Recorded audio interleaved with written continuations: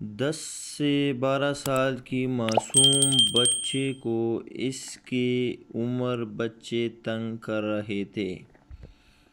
اس یتیمی کا طعنہ دیا جا رہا تھا۔ کبھی آوازیں کسی جا رہی تھی، لیکن آگے سے جواب میں پرسکون چہرہ اور ایک مسکراہٹ۔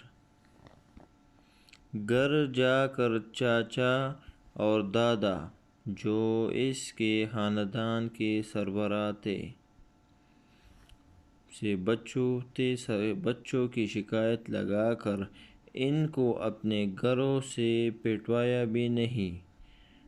بچپن سے ہی اس نے ماں باپ کو نہ دیکھا تھا۔ اس کی پرورش چاچا اور دادا نے کی تھی۔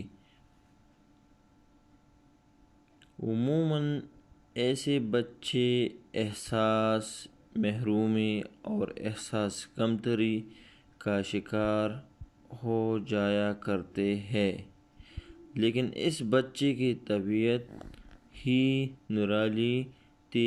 2-3 سال کا بھی تھا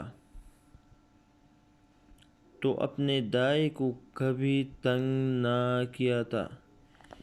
جہاں وہ بٹھاتی بیٹھا رہتا، جو کھلاتی کھا لیتا، نہ رونا نہ کسی چیز کی ضد۔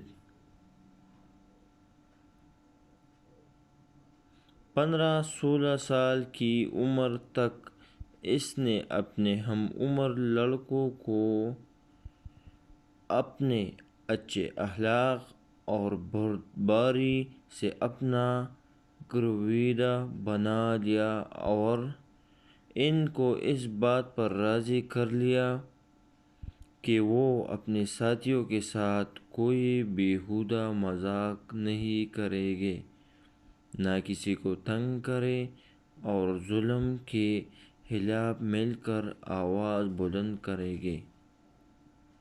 اور باقاعدہ ایک حلف تیار کیا۔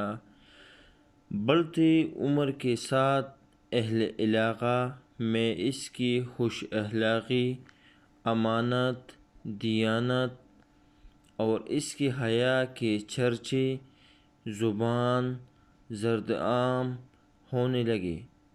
21 سال کی عمر تک پہنچے تو شہر کے معزز خاندان کی ایک تاجر بیوہ نے اپنی تجارت کے لیے ان کو کام کرنے کی پیشکش کی۔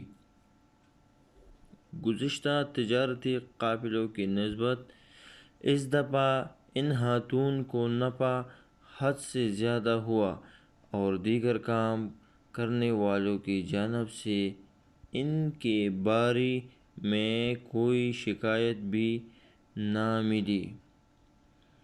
ایک دن گھر پہنچے تو چاچا نے پاس بٹھا کر پوچھا کہ فلاں خاتون جو عمر میں تم سے 15 سال بڑی اور بیوہ ہے،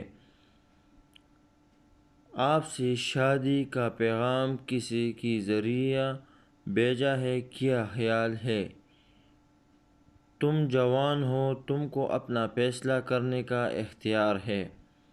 آگے سے جواب دیا، آپ خاندان کے بزرگ ہیں، آپ جو مناسب سمجھیں مجھے منظور ہے۔ یوں زندگی کے دوسرے حصے کا آغاز ہوا۔